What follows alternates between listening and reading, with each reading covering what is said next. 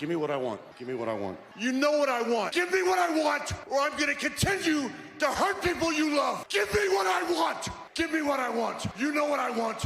You just don't want to give it to me. Give it to me. Give me what I want. We're gonna give you what you want. That's not what I want. Always like that, right? You always like that intro. That's not my intro. I gotta edit an intro. I gotta make a better intro for you guys. I'll be working on that. Be working on that in a bit.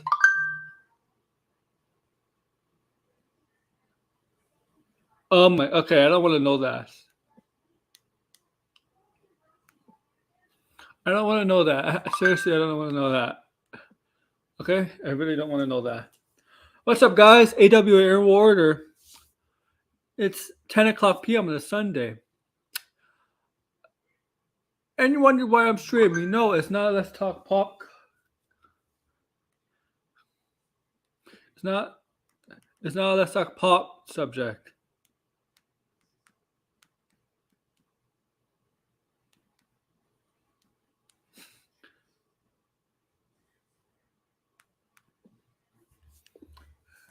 No, this is actually a different show. A different show for you viewers out there. Totally different show. And nobody is watching.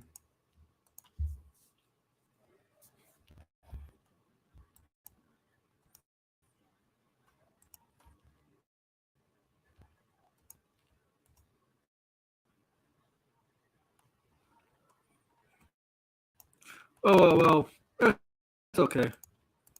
Yeah, I'm going to call you out. Better be watching. Okay, whatever. Okay. This show is called Looking Back. What Looking Back is about is basically we're going to look back at some past stuff in the world of entertainment, movies, TV shows, and video games. So yeah, basically that's what it is. Basically a review of some older stuff. That's it. We're going to talk about that. No, something fun. Let's Talk Pop is about entertainment news and sport reviews. Sometimes I'll make videos of news and whatever. And sometimes I'll make sometimes I'll do streams that are not episodic, like this, or like Let's Talk Pop. Maybe I'll sometimes make just fun streams. But yeah, this is an episodic new show called Let's Talk Pop. Yes, this is my second episode. Yes, the reason why is my second is because I actually did an episode back in 2020, long time ago, really long time ago. That was really the first episode.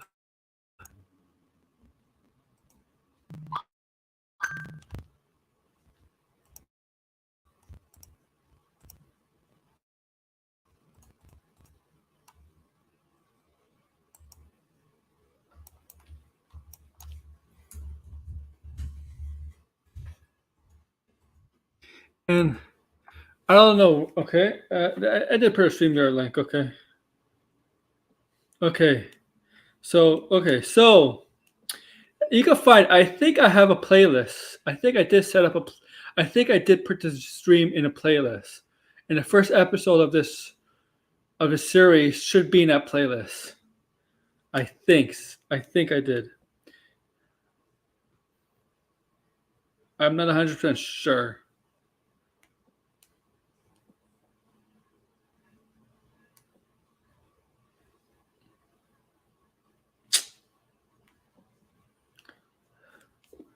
So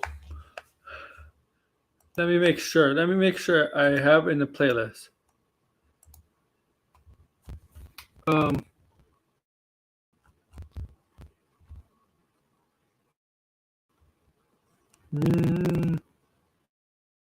Yeah, I do have it in the playlist. Okay. It's there.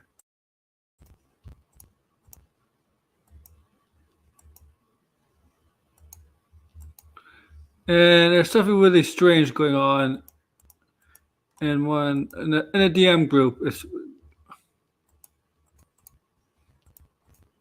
really strange.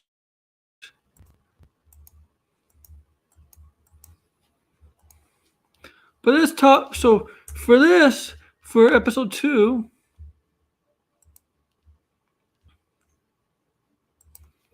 we are going to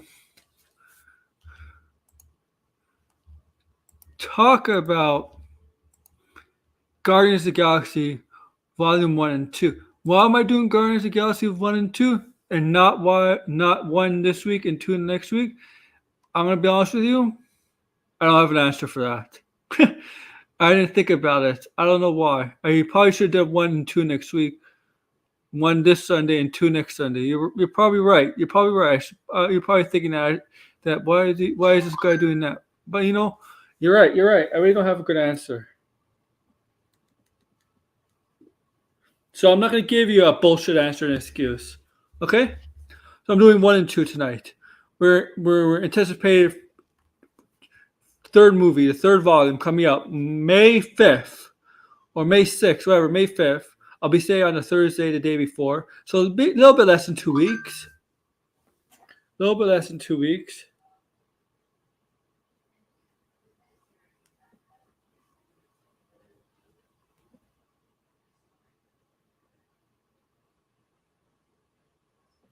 So I got my ticket.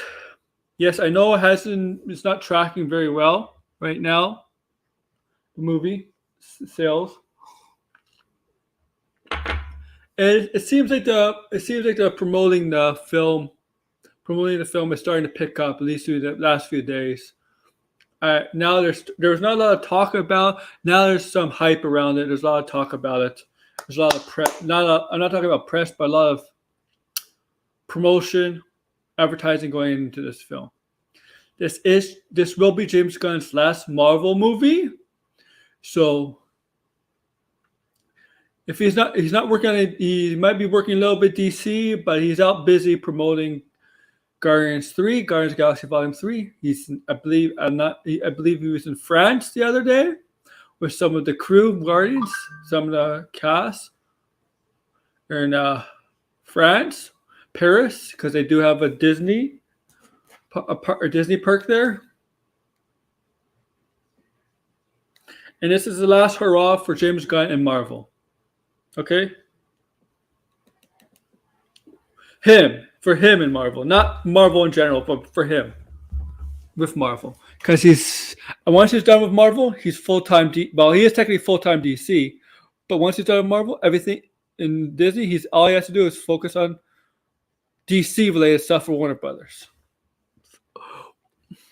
After that, no more pressure on any other things else. But it's going to be more work now.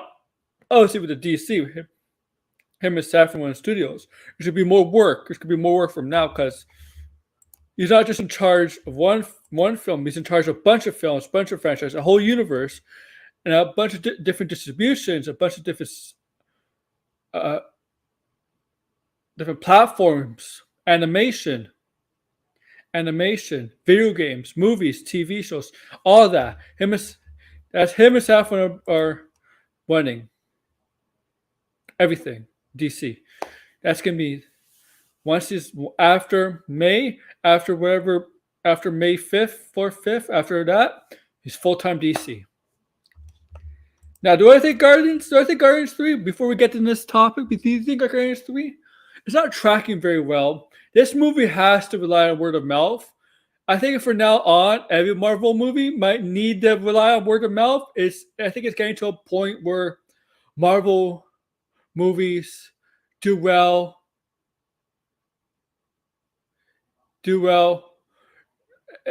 Most Marvel movies do well, whether they're good or bad. They make a lot of money.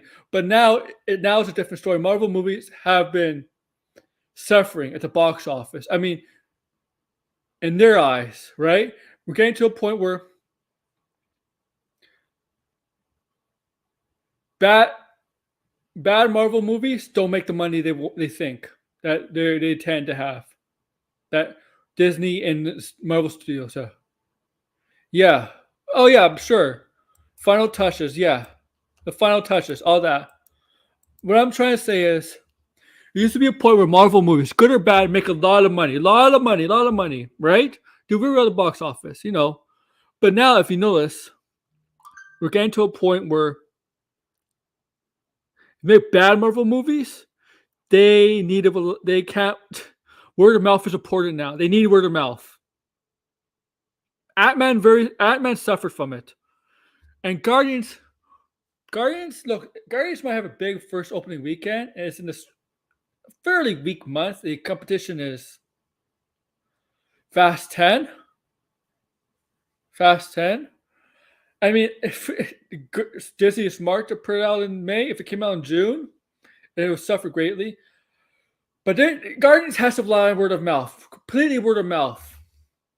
All Marvel movies have to rely on word of mouth from now on.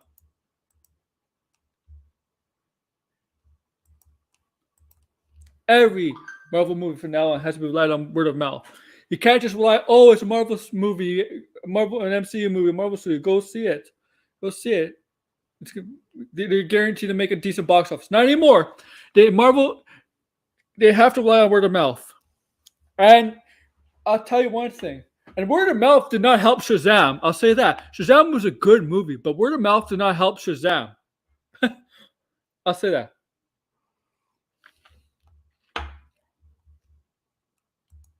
Yeah. And I already know what's going to happen. I'm prepared for it. When Guardians doesn't do well at the box office, I'm already prepared for this certain side of the DC fandom.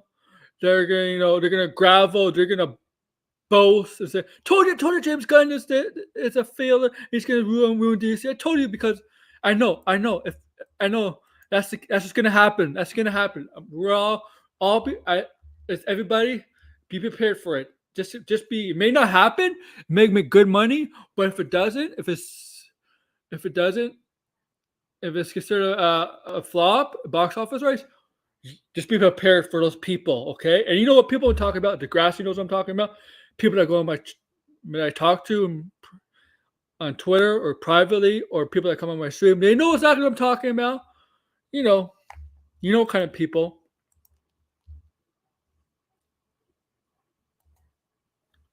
Because just the fact is gun.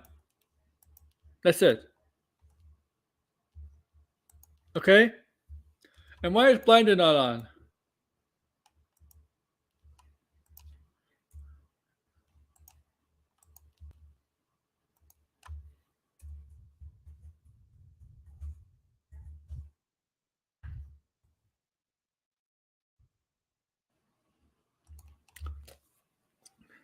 Degrassi, you know what it is? It's the superhero thing. Look, let's be honest, Degrassi. Marvel has not been doing very well, right, as of late. But it's not just Marvel. The DC stuff has not been doing very well as of late either, right? Shazam, Black Adam, right? I agree with a lot of people. It might be a superhero thing, genre thing. People are getting tired of or getting superhero fatigue. We're getting tired of superheroes or superhero fatigue being Western stuff. I mean, Marvel really West all their content in 2021, 2022. I mean, they had close to 20 things coming out in those 2 years. And I know it's not all their fault. Obviously, with Marvel, it's not all their fault. 2020, nothing of Marvel came out in 2020, right? Nothing of Marvel. DC had 2 movies, right? DC had 2 movies. Birds of Prey came out, but that was really right a month before the pandemic. And Wonder Woman 84 came out during the pandemic and on streaming, right? Obviously, didn't make money at the box office that much. And then 2021, you had a bunch of Marvel projects. You had like four live action Disney Plus shows, and then a cartoon. What if you had how many movies? Black Widow, Shang-Chi, Spider-Man No Way Home. Was there a 4th one? Eternals. Okay. 4 movies. Oh, I hope you get better. 4 movies in 2021, right? 4 movies 4 live action shows 2021, and also What If. So 9 things, right, from Marvel 2021. 2022, we had 3 Marvel movies. Well, No Way Home, I guess, counts. So Black Widow, Shang-Chi, Eternals, Spider-Man. Okay, yeah. So in 2022, we had 3 Marvel movies, right? 3 Marvel movies. Oh, yeah, they're definitely.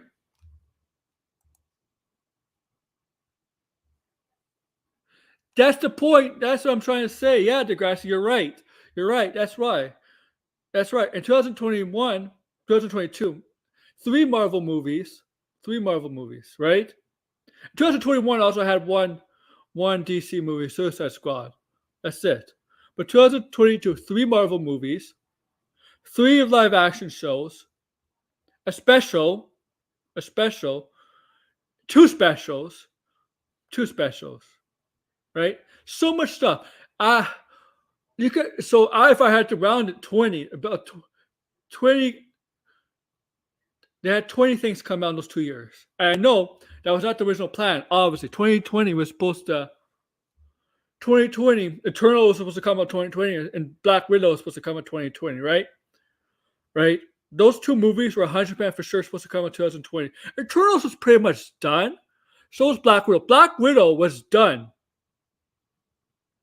Okay? In 2020. It was a complete film. It was finished. They were just waiting the right time to release it in 2021. They were hoping theaters. They wanted to release Black Widow in the theaters. Okay? They did not really want to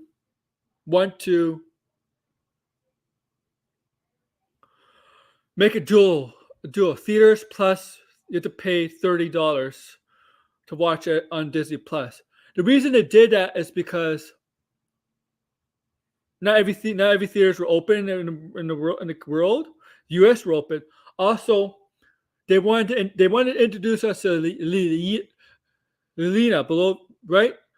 Florence Pugh's character, because she was going to be in Hawkeye series, and Hawkeye series has not been the best series to introduce her. And also, Marvel has a schedule.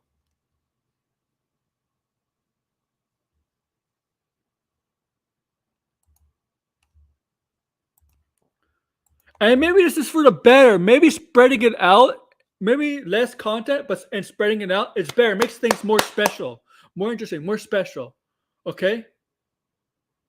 Makes things better.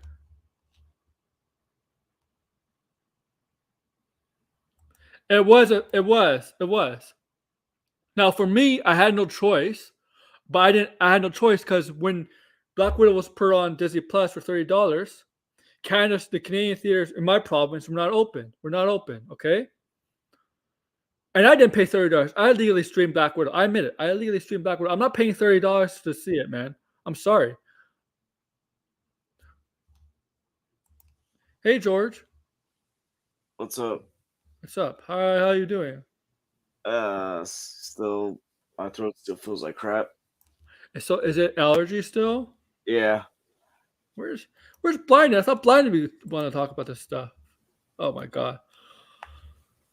Come on, Blind. If you're listening, come in here. But I don't know what I'm talking about. I don't know. I didn't want to talk. So I really wanted to talk about Guardians. 1 and 2. Did you reserve your tickets yet? No. I didn't start smoking. Who accused you of smoking? Like, no one accused me. It's just like the way I'm coughing. You would think I start smoking a pack a day. Maybe I should start. Who knows?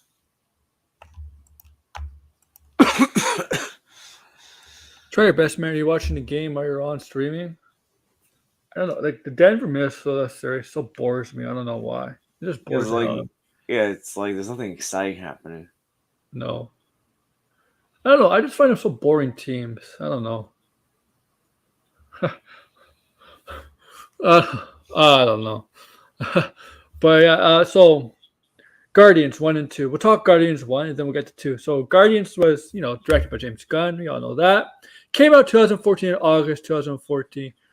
I would say this is the first property where people really didn't know much about Marvel. Like if you the general audiences, let's be honest, the general audiences did know who Iron Man was a little bit, Thor,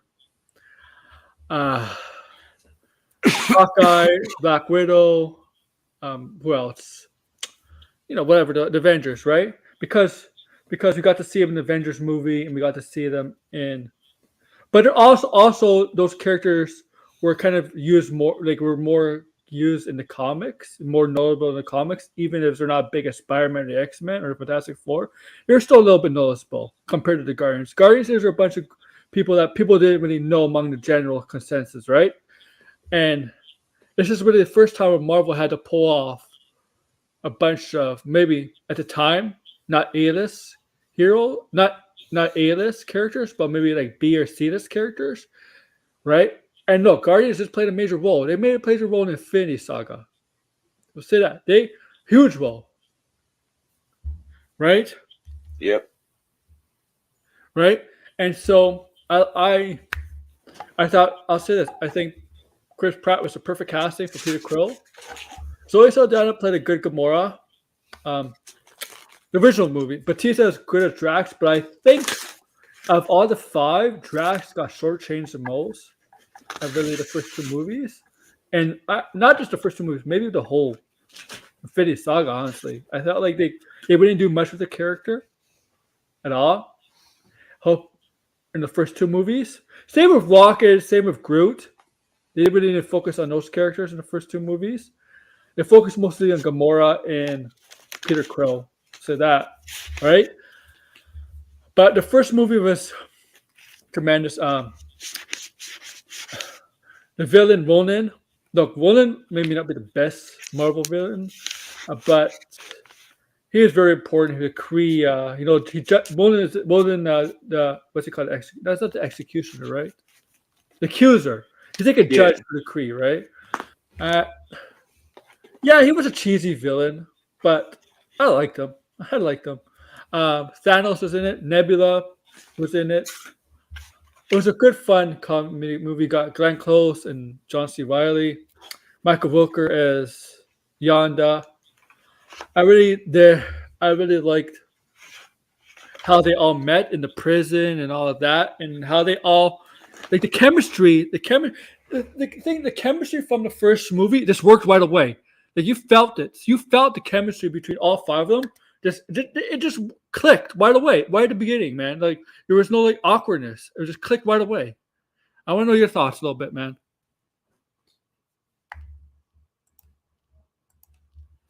Sorry, I was doing a coughing fit. I mean, it was a great movie. I mean, you kind of said everything. Like, yeah, Ronan wasn't the best villain, but compared to some of the other villains, he's a lot better. It's very colorful. Yeah. And again, like they weren't exactly household names. They weren't in any of the animated stuff that came out before. Hmm. Yes, I knew who the Guardians were before everybody else. I didn't think at the time when I heard Guardians were making Guardians, they're making Guardians before Ant-Man. Like Ant-Man is a little bit more popular than Guardians. I'm like, they're making Guardians before Ant. Well, they did announce Ant-Man. Guardians before Ant-Man, before Doctor Strange and all that. I'm like, wow, because you wouldn't think Guardians is on a list of characters that Marvel will go. Guardians is not one of them. But I guess it makes sense since if you watch Avengers, you know Thanos is in the end credit scene, so it makes sense to go Guardians, have Guardians and enter the MCU because I mean Thanos, right? Most of the ties in with Guardians with Thanos, so it makes sense why they had to put the Guardians in the MCU at that point than any other more maybe more well known characters. Oh yeah, I mean, the thing is, you needed to introduce new characters in Phase 2, so I think that they were a good choice to introduce. Yeah, I think the Like one of them was cheesy. I mean, like that's the thing. That's the problem with the Marvel movies early on. They were kind of like the villains. Maybe besides Loki, none of them really stand out. Well, Come on, yeah. Blind, and get your butt on because you love these movies. I know these are your favorite Marvel movies. You got to get on, man. Yeah, Loki. Loki was a great villain. I mean, Winter Soldier was a villain, but he wasn't really the main villain. The main villain was basically Boba Fett's character. Yeah, I mean Hydra technically. The only other good villain I would say the MCU besides Loki at that point, I'm trying to think. Maybe Sam Rockwell's character. I don't know. Oh my goodness, Sam Rockwell's character. I don't know. I'm trying to think. Maybe. Oh, know what? Obadiah Stane, is that his name? Stane. Jeff Bridges' character might be. And that's the first one, really. Jeff Bridges' character, I think, is good. Okay. Oh, yeah, he was a good villain. Yeah. So it was very weak at the time, right? Like very weak at the time. I think 2006. When was the year when it started to turn for villains? Maybe. What do you think? I think 2017 was the year they had great villains. I would say because I wouldn't say I wouldn't say 2016 because Zemo was a great villain, but the villain in Doctor Strange was not that good. Calicius or whatever his name is. That's what I mean. I forgot who that character was because he's very forgettable, and they wasted a good actor. Yeah, so Zemo, I agree. Zemo was good. Calicius 17 had Hela. Depends whether you like her or not. I think 2017 was when they started. Yeah. It became more 18. Consistent. 18, I think 18 is really where it became really consistent with Killmonger, Thanos. I mean, Ant-Man and the Wasp. I mean, I can't say 2018 because Ant-Man and the Wasp. Really, I would say 2017 to like Infinity War. You had 5 consistent good villains. Yeah, 2019 did not have good. Captain Marvel had a very boring villain. I mean, Mysterio was a good villain. Thanos was a good villain, but Vulture was good. I'm gonna be honest. I think Ego was a better villain than Ronan. Oh yeah, I can agree there. I don't disagree with you there. I think Ego was a better villain than Ronan. Here's Ego. Ego is disgusting. That guy's a sick mother effer, man. I mean, the dude killed a bunch of his children and gave Peter Quill's mom cancer. This guy gave. Yeah, that's what I was about to say. This guy's. He's one of the worst villains out. I mean, I'm sorry, but he's worse than Thanos. I know Thanos committed genocide, but what this guy did was worse. Well, I mean, Thanos felt bad about killing his own daughter. This guy didn't feel bad about killing anyone. No. Thanos was thinking he was doing it for a good reason, right? His whole reason why he wanted to, snap half the universe, right? Ego had no fucking good reason. I'm sorry. He had no fucking good reason. He's not doing it for a good reason. That's not a failure to me, man. No. Yeah, no, I don't consider that a failure. The thing is about this whole box office thing is like box office doesn't automatically mean the movie's good. I mean, there's so many movies that make a ton of money that were shit. Like that's the truth. I just reviewed one of them today, Transformers: Revenge of the Fallen. Made a shit ton of money, but it was a horrible movie. Mm-hmm. I mean, good lord, the first Guardians of the Galaxy and Captain America: The Winter Soldier are 2 of the best Marvel movies, and they didn't make $1 billion. 2014 had a good Marvel year. I mean, only had 2 films, but they were good movies. Yeah, no, they gave great movies. Unfortunately, the movie that made the most money that year was Transformers: Age of Extinction, which was a horrible movie. Yeah, it was horrible. I mean, 2013 was a bad Marvel year. Well, I mean, I thought Iron Man 3 was good. It was sort of Dark World that, in my opinion, wasn't good. Oh, Dark World was horrible. Oh, I mean, Iron Man 3 made $1 billion worldwide, but that's a perfect example right there. A lot of people don't like Iron Man 3. I don't think Iron Man 3 is that terrible. I don't think it's a great movie. I think what people are just pissed off that the Mandarin is not the villain. But I'm like, when I watched that movie, I knew and I heard that Aidan Gilligan's in the movie, I'm like, yeah, he's the villain because Aidan Gilligan is a villain is a Marvel, is an Iron Man villain from the comics.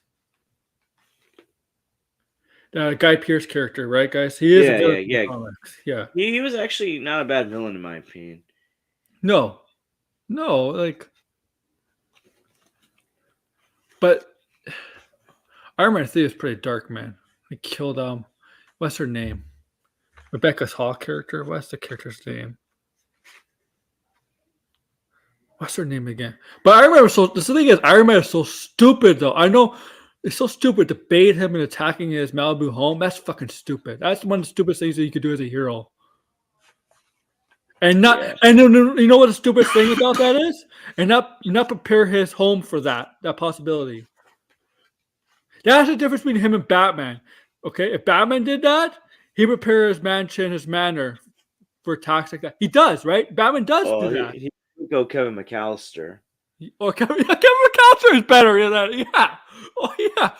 Yeah. So like that's one of the stupidest things. Like, I mean, I'm sorry. Like that's so stupid. Don't bait your enemy into attack coming after you if you're not prepared for it. That's why Ultron was created, okay? Because of stupidity like that. His own arrogance, Iron Man's own arrogance, cost him his Malibu home, almost could cost him his life and Pepper Potts' life. It almost cost the extinction of the world from Ultron. His own fucking arrogance is what caused a lot of problems. Like, Iron Man is a true villain here. I mean, it was his arrogance in trusting a dangerous pair of glasses to a 16-year-old that caused so many problems. Like, what the hell? I know Iron Man technically is supposed to be like the Batman of the MCU, right? In terms of billionaire, playboy, tech, and all that stuff. But Bruce Wayne's a lot smarter than Iron Man. Sorry. Let's be real here. Would Bruce Wayne trust Edith to a kid? No. He wouldn't even trust it to Alfred. Well, he might. He does have Robbins. Well, if Dick Grayson was older and showed maturity. Yeah. I mean, Damon Wayne maybe, because Damon Wayne was at a young age. But would Batman bait his enemies and go and challenge? Well, first of all, Batman has a secret identity. But just in case, say Bates will go to attack him in his manner. You know he'll come prepared, right? You know Batman and his manner. Like, say, it has to be an enemy that knows his secret identity. Was Hush, whatever villain knows his identity. If he bases his enemy to come attack him in his home, you know Bruce Wayne would make sure his home is well prepared, right? Oh, absolutely. Yeah. I thought you were coming in like blinded. This is your talk, man. That's why we always make fun of. That's why we always sometimes our streams. We always make fun of If what happens if Batman was the MCU, he probably slapped some sense into most of the characters. They blinded. You hear us talking shit about Iron Man? Yeah, I heard parts of it. So I like Iron Man. Like Iron Man is a true villain of the MCU.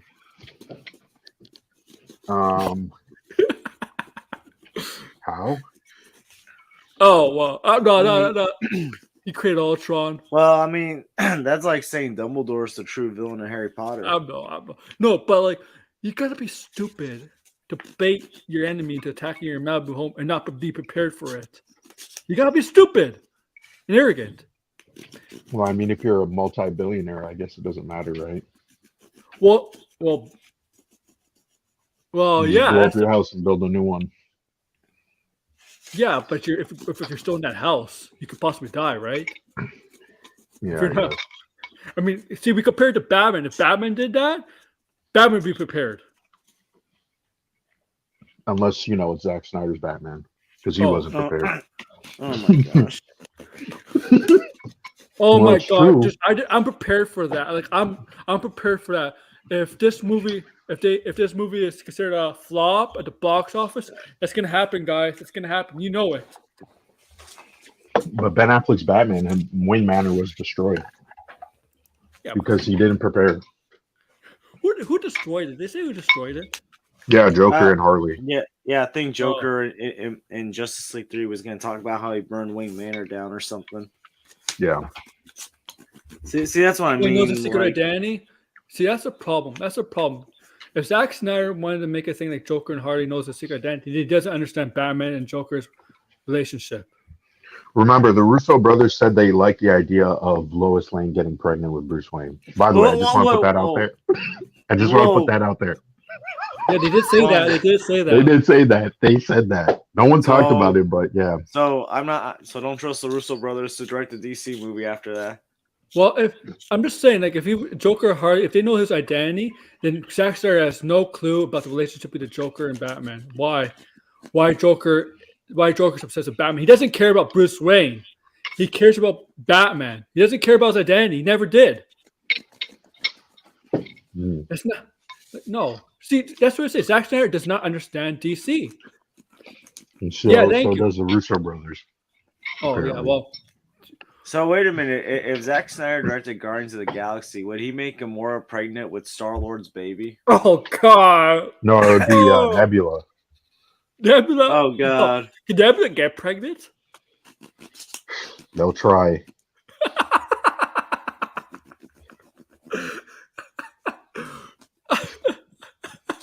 Guardians Volume 3, I don't think is coming anywhere close to 800 million. I'm sorry. I agree. I've been saying this for quite some time, and I think it was Box Office Pro or Pro Box Office, whatever the site is called. They are pretty reliable, and they do analysis, and they said it could land anywhere between 80 to 105. That's pretty bad, in my opinion. I'm saying Marvel movies. At one point, Marvel movies did not really need to rely on word of mouth. Now they do. They do now. I don't even think word of mouth can save the movie, to be honest. But they have to hope so now, right? They need it more than ever right now. Cause I'm telling you, it doesn't. I'm gonna make a prediction. I think the movie's gonna be great, right? But how many times have we heard this is the best MCU movie? This is amazing. This is fantastic. Since Endgame. Since Endgame, they've been saying that. They said Shang-Chi is the best Marvel movie since Endgame. Doctor Strange, No Way Home. People are gonna. I've been getting sick of it. People are gonna get sick of it, and they're gonna be like, you know what? I'd rather just wait and watch it. Right? I'm sick of this hyperbole. Remember how much they hyped up Ant-Man? Yeah, they hyped up Ant-Man. Someone said, "Oh, it was Marvel's best script." If that was Marvel's best script, then that was a garbage movie, and they've never made a good movie. It's like they forgot the point of the meaning of comic books. Okay? No, they forgot the meaning of how to actually make good movies and not rely on your cinematic universe. Yeah. I swear, if it makes 80 or like below 90, that's really bad. I'm sorry. I don't know how anybody can spin it. You know, every time I said Doctor Strange should have made $1 billion, the reaction was, "Oh, well, it was close and it made a lot of money and blah blah blah." And it was like the cracks, in my opinion, were starting to show. The cracks are starting to show. And last year, even though you look at the numbers, it was pretty big. They still could have done better. Thor could have definitely done better. Yeah, Thor could have. Yeah, I don't think there's the North. I still think the North American the opening weekend and the legs are not going to be good, but international is going to be hell because Guardians of the Galaxy never played well internationally. It was more a domestic franchise, so that's going to be really spooky. Honestly, I don't really have any faith in the movie's box office. I'm just gonna watch this as is, and hopefully it's a good third act. Yeah, so I know this is your favorite of the Marvel, right? Guardians. Yes. Guardians 1 and 2. Yes. So I want you. Like me and George kind of agree. I think Ego, whatever you want to call him, is kind of worse than Thanos. I'm sorry, I know Thanos kind of like committed genocide, but what this guy did, it's kind of disgusting and sick. Yeah, Ego is definitely a sick individual, a manipulator, someone who is just really about himself. He never really cared about Star-Lord, and it damaged him, right? and what he did, like not the kiss. I mean, this guy was like, this guy slept with this guy. Hey George, this guy probably slept with more women than Wilt Chamberlain and a bunch of kids. Yeah. My goodness. Yeah, this guy was repopulating on every single fucking planet. And he killed everybody. And he killed all his kids because none of them developed his celestial powers or whatever. Right. Right. And guys, Eagle is not really his father in the comics, by the way. No, it's Jason of whatever. I can't remember. That was also a retcon. Mm-hmm. But then giving his mother cancer, it is unrealistic. Hold on, I want to address Degrassi's comment. It is unrealistic, but at the same time, a movie that makes 900 and something like Doctor Strange. Doctor Strange was coming off of No Way Home. Like it should have at least, in my opinion, made like $1 billion. Also, the cameos. Let's be honest. Not every movie. Like people were saying, Guardians of the Galaxy was gonna make $1 billion. Like, have you looked at the other movies? They came nowhere close. Doctor Strange was marketed as the multiverse. What cameos we're gonna see. That's what helped that movie. Right, and also too, I mean, sequels don't make as much. Like that's a given. So I don't know why people were like, "Oh, Guardians of the Galaxy was gonna unless it's the Batman sequel. 900." I don't even think if it's the Batman sequel. It's usually a rule of thumb sequel. The Dark Knight sequels made more money. The Dark Knight definitely was an exception to the rule. There are. I think Dark Knight Rises made more than Dark Knight, didn't it? Yeah, I think it did. Possibly. I have to go back because the Dark Knight didn't make $1 billion back in 2008. I think it made it 800 mil. It made. I think it made around 900. 800, 900. Dark Knight Rises made over $1 billion, and now it's not even close to as good as the movie as Dark Knight. Most movies now are not going to make $1 billion, right? Like it's going to be harder, just because again, I think audiences are looking for better things overall. But at the same time, I think I really disagree. People are like, "Oh, Doctor Strange, well, it is what it is." I think Doctor Strange could have. If it was really good and it had cameos, that movie would have easily been $1 billion. There was really nothing coming out last year between May and June, besides Jurassic World, right, in June. And that movie is horrible. I just watched it on Crave TV the other day. It's horrible, but that made a lot of money. That made a lot of money, exactly. I mean, Top Gun Maverick made a lot of money, but no one was expecting was good. But no, here's the thing: no one was expecting it to be that good. Yeah, right. I mean, some of these movies, I feel like they should either fall in between what they previously made. I'm talking about Marvel specifically. Like Ant-Man probably should have made around 600. It not even really cracking 500 is a pretty bad look because that means there's a decline since the first movie, right? I don't think Marvel should this. I really think this is pretty much close to being it. Like I don't think there's going to be any superhero movie in the next 2 years that really get close to $1 billion. That's going to be my prediction. And Superman's legacy is not going to be a savior. No, it can be a great movie, but it's not going to be $1 billion. Even Deadpool 3, I think people are overestimating just because Joker's the only $1 billion rated R movie. The Deadpool movies landed around 800. So. And I get it has Wolverine. It's Wolverine and Deadpool in the MCU.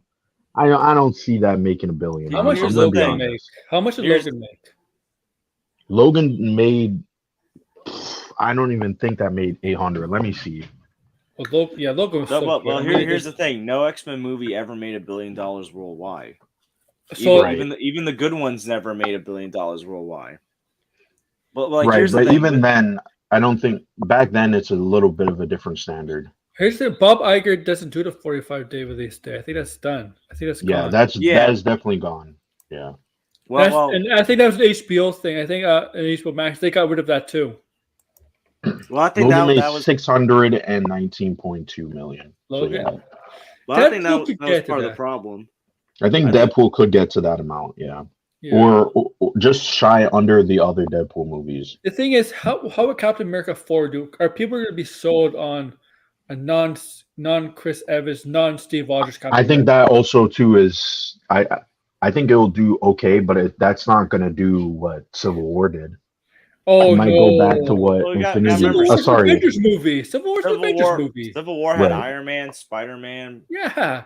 Like It's kind of what it really is. It should be Avengers 2.0. Avengers 2.5. Yeah. Here's the thing that it's like people are hitting panic mode if a Marvel movie doesn't make $1 billion anymore. It's like that's okay. Yeah. I This just is said true. before that 2 of the best Marvel movies ever made, Winter Soldier and Guardians of the Galaxy, didn't hit $1 billion. This is true. But I think if Guardians and the Marvels do make close to 600 million, Hey, I would say that's a decline. if Fast 10 hits $1 billion, I'm gonna make a video say it's all thanks to Brie Larson. Like there's certain. I mean, this trend was never going to last. I mean, it's a trend. Like it's pretty basic to understand, right? It's gonna reach the top and then it's gonna plateau and then it's just gonna go down, right? And to be honest, like I said, I mean, I've kind of been burnt out, and I've always loved this genre, but recently I've been feeling burnt out. I don't think there's really been any really good substantial comic book movies, or even shows within the last six months. Shazam 2 is actually a pretty good plan. Go see I it. don't think Shazam. I'll watch it, but I don't think Shazam 2 is competing for Oh, actual quality in terms of like you need to see this. Well, we gotta be honest. Even though I think that's good, people want uniqueness. Right. That's the thing I think people are missing. They don't want like standard good decent comic book film. They want something unique. That's why No Way Home and the Batman got the price that they got. Why they made the money that they made, because and also Spider-Man and Batman. Well, yeah, but still, like they did things with those characters that was considered unique. Like what was unique about Black Adam? What was Bob Iger is not besides going The Rock? Bob Iger is not going to reboot the MCU because it made him lots I don't of know. money. I don't know. That comment right there, to be honest, give it time. I think that will eventually happen. I think Bob Iger is more focused on Star Wars, personally. I think eventually they're going to have to reboot the MCU. If they're planning to go 80 years. If they're going 80 years, like Kevin Feige says.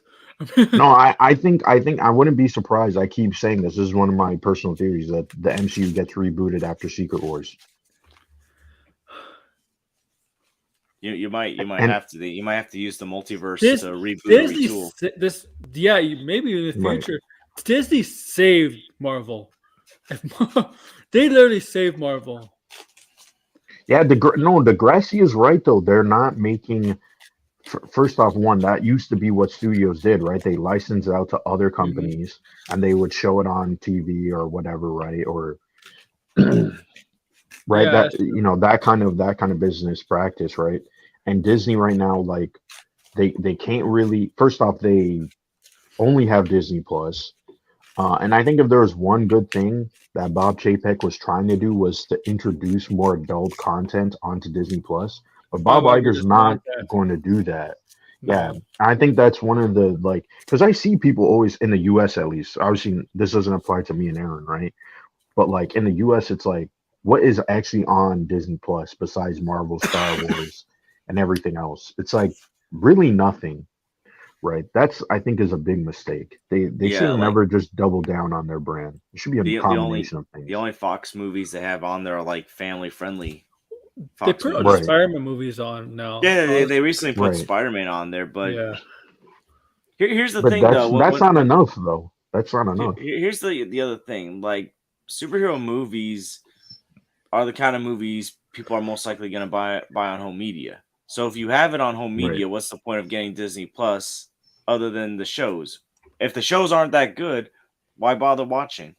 Right. Kind of the same thing with Star Wars. You're going to have anyone can have all the Star Wars movies on DVD, but unless it's just the Disney quality is I'm sorry, but like I was telling Aaron, you should watch Beef. Beef is a great show, probably one of the best shows I've seen and it's like the quality of that show, the writing far succeeds whatever Disney's doing. And I get that's a rated R show that's dealing with mature themes It's and a everything. Netflix show too, isn't it? It's a Netflix show, but still, that show is insane levels of quality. Well, Netflix shows. I know a lot of people say Netflix shows are bad, but they're better in quality than Disney shows. And that was also an A24 production. Yeah. But my point is, the quality with Disney is in my opinion, it's not there. People should people should have Netflix shows, but you gotta remember Netflix doesn't make the shows. Some of the shows, some of them, yeah,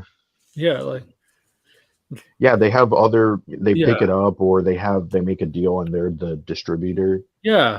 They don't have too much creative say. I mean, it really depends, right? But no, I just personally think, I don't know, even with Mandalorian, I was saying the Mandalorian was not great in my opinion. I think it was subpar.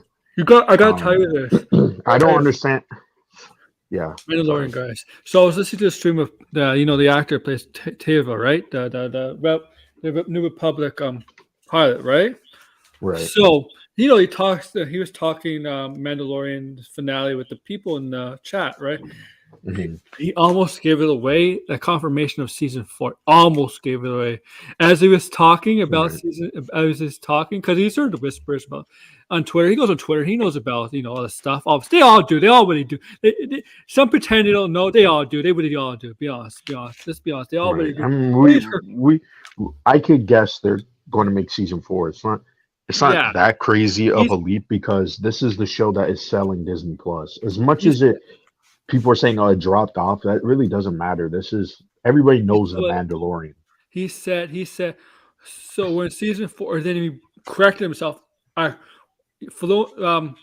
Favreau went in season 4, so he corrected himself in between. Right. Because he can't really give it away. Right? He can't give that stuff away. I'm not doubting there's a season 4. Am I excited? No. If I was much more excited for season 3 than now with season 4. I could really just the quality of the writing is not there in my opinion. I know people like it. I'm confused. I don't really know why people are like this is great. Someone could explain to me, but I really just have no interest whatsoever. I'm much more excited for Andor. And the finale was just whatever to me. Like it didn't change anything. It was like, okay, yeah. Yeah, you should check him every Sunday. Every Sunday is live streams. Canadian. Oh yeah, that guy. Right. Yeah. Maybe you should patch up a scale on. Yeah, I mean, like I said, I'm trying to not like. I know all the Disney stuff. I'm kind of like moving away from until something actually happens. Well, what is it for Disney on Disney Plus until Secret Invasion? Really nothing, right? They canceled that National Treasure unless the Bear comes out in June. Oh yeah, I love that. Oh, and Peter Pan. Oh, that looks so bad. There's Peter Pan. I don't know about Peter Pan, but The Bear is a great show. If you haven't seen The Bear, you should watch The Bear. But in America, it wouldn't be on Disney Plus. For us, it would be. I don't know. For that's true. You did Degrassi. for me personally, I prefer quality writing. That's really it.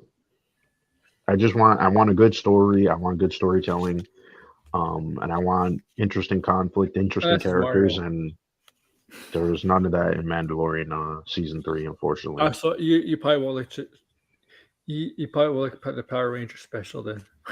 I kind of grew out of Power Rangers, so I'm not interested. You know, if you're going to watch Power Rangers, you can't go in like a critic, right? You have to go in like, you have to be a fan of it.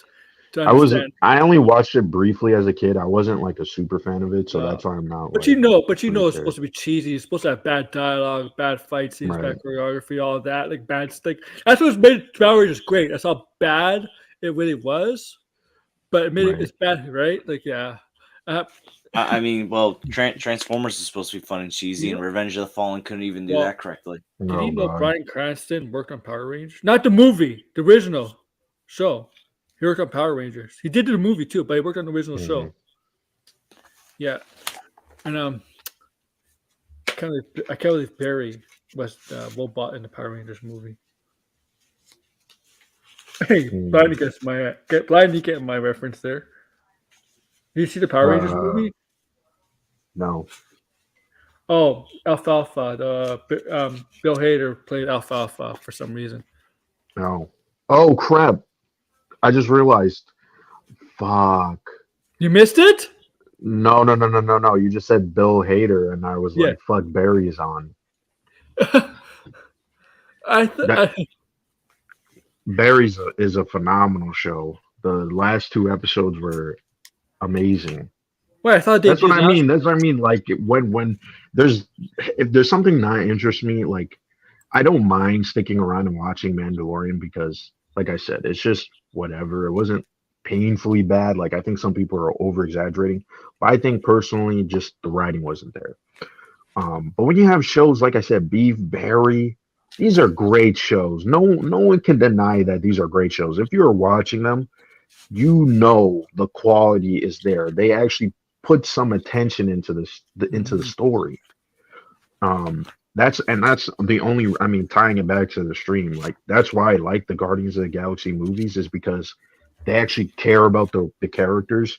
There's the MCU is character focused, but I never felt like the characters evolved and changed like the Guardians of the Galaxy. The only characters I could really say outside of those that had a very big impact is obviously Captain America and Iron Man.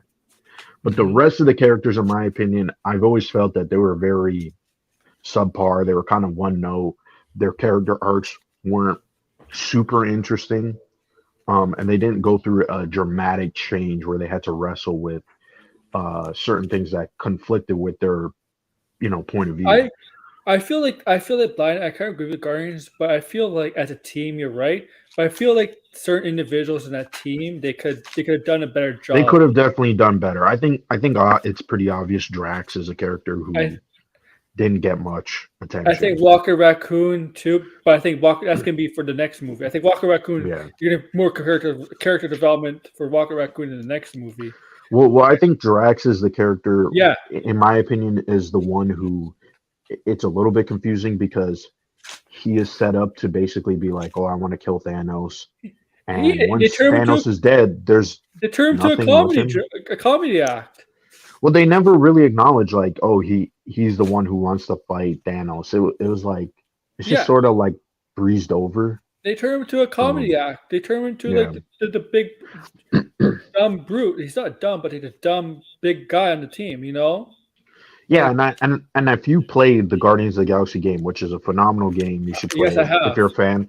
They explore Drax a lot more than the movies did, because it's like him like, oh, my whole family died, and he has no way of like redemption, right? Because it's like Thanos is gone, he's passed away, right? And he never really got to reconcile with his dead family, right?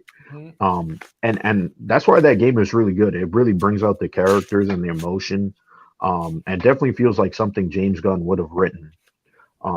Because, like I said, as much as people shit on James Gunn for dumb jokes, he's probably played the game or watched the game. Yeah, the game is really great. It's on PlayStation Plus. So go check it out. They took it away from Game Pass, but you can find it for cheap too. And look, guys, I don't want Adam Warlock to be the future leader of the Guardians. I'm sorry, but he's not. He's not. To me, he's too cocky. I don't even know if they're going to do anything with Adam Warlock, to be honest. Yeah. So I know he's young in the Guardians movie. Obviously, he's going to be young. He's going to be like Al Cocoon. But if he's in the future Guardians movies, to make 4 or 5 or wherever, Avengers movies or wherever team up movies, don't make him the leader, because Adam Warlock's always been nobody cocky, asshole kind of jerk, right? He could definitely grow into the character that we know, because I think one of the criticisms I heard about Volume 3 is Adam Warlock is not really Adam Warlock, which might piss off some people, but I mean, we'll have to see. Mm-hmm. I just hope he gets. I just want to see him with long hair. He looks. Will Poulter's a great actor, so I have no No, I qualms know, but about that. I think I just like. I know he's young, right? He's like a young version, but Right. in the Guardians of the Galaxy, he has the hair, right? He has the Yeah. hair. I just like that. I just like that look better, and I just hope they do Magus at some point in MCU. Yeah, But he the can't, only reason why I say like, would they really do Adam Warlock continuing? Because I feel like Marvel is very hesitant to do much with the Guardians if it doesn't involve James Gunn. Like Yeah. all their scenes were written by James Gunn and movies that weren't directed by him.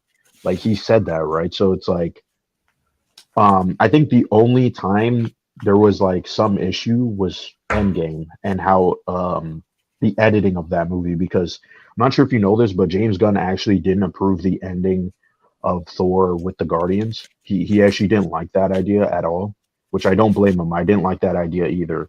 But I guess other people did. Well, So the Guardians are not in this movie, so I mean, no, Thor is not in this. Thor's on it, right? But that wasn't supposed to happen though. Like if he was there, remember, because he got fired, So he probably couldn't got really say overridden. anything. He got overridden by that. No, he was fired, so he Oh, had he no got say in the fired. matter. Oh, Yeah, that was when they were editing the movie, right? From late 2018 to early 2019, he was already fired, so he couldn't say anything, or yeah. he wasn't involved. So yeah, Yeah. Yeah. But if they have I the can new see Will Poulter being in the DCU. I think he might be pretty good, actually. Gunn is ready to confirm that he has talked to some people that are in MCU. Well, from his Right. crew, from his people, he's worked about jumping from the DC. I mean, of course, why not, man? Why not? Will Poulter is British, right? I think it's British. Because I'm thinking Yeah. this people may jump on me for this, but I wouldn't mind seeing Will Poulter as Constantine. I think he could pull that off. I remember him as like an annoying cousin in the Chronicles of Narnia. Yeah, I was just thinking that. Right. Like, do you remember that? Yeah, I do remember that. And then he was in that Jason Sudeikis Yeah, movie. Yeah, with Jennifer Aniston. right. So, He was supposed to be Pennywise. yeah, he was. Yeah, And he I was would have liked supposed to to be see in the Lord that. of the Rings movie, the Lord of the Rings TV show. Okay, I didn't know that. That's interesting. Yeah, he was originally cast as one of the makers of the Lord of the Rings TV show. And then he had to pull out, and they got a guy from Game of Thrones who played young Sean Bean's character. I Right. forgot. Ned Stark. There we go. Young Ned Stark. Remember when they're season 8 they did flashbacks of young Ned Stark? You remember that? Right. Yeah, that guy, that actor. Yeah, Tom Hardy was supposed to be Rick Flag. You know what? It's Frank Grillo's big flag, right? I have no problem with that. Well, I mean, like in 2016 Suicide Squad, and then I remember it was supposed to be Jake Gyllenhaal, and then he passed on that. He said he didn't want to do it. Jake Gyllenhaal, I hear he's been said so many auditions as a Batman. He never got the job. Never got the role. Yeah, to be honest, like I always wanted Jake Gyllenhaal as Moon Knight, but I mean, it is what it is. Jake Gyllenhaal does not look like Batman. I'm sorry. No, I could see why people would want it though, but I know. But it's like I'm kind of used to seeing him play like the crazy characters. I mean, yeah. Nightcrawler. Like, you ever seen Nightcrawler? Yeah, Nightcrawler is great. That's why I said Moon Knight. Donnie Darko. Everybody, I'm pretty sure everybody who like knew Moon Knight way before was like Jake Gyllenhaal should be Moon Knight. Steady hands. If Moon Knight was a movie, they should have done that instead of him as Mysterio. I liked his Mysterio, but I think he could have played a more interesting character. Yeah, he was a very good Mysterio, but the thing is like because he's such a great actor, he was able to pull it off. But it's like because he's so talented, you want him to play a bigger role. Yeah, I don't mind Oscar Isaac as Moon Knight, but I just I don't think he nailed it entirely. Moon Knight is a sadistic person. Moon Knight is not. You knew they didn't want to do that, and they didn't want to do that. Yeah, so that's why they did. They don't want to make a new hero. They don't want to make it.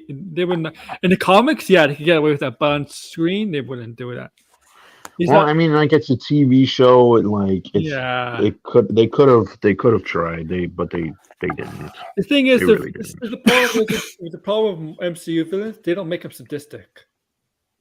Some have sadistic intentions, but they're not willing to go. Well, you have a character who's sadistic. I mean, and like you have a lot of I can only imagine what they do with the Punisher. The Punisher is going to be very tame in comparison.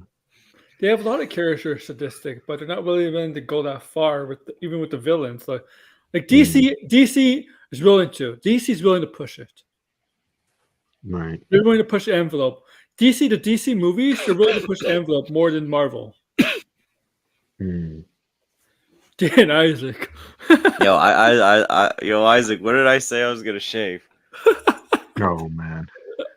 I know what I'm referring to. I know what he's referring to. Yeah. No, I know what he's referring to, but it's like I'm just like wondering, like, Isaac, you do look like you could be Oscar Isaac's son.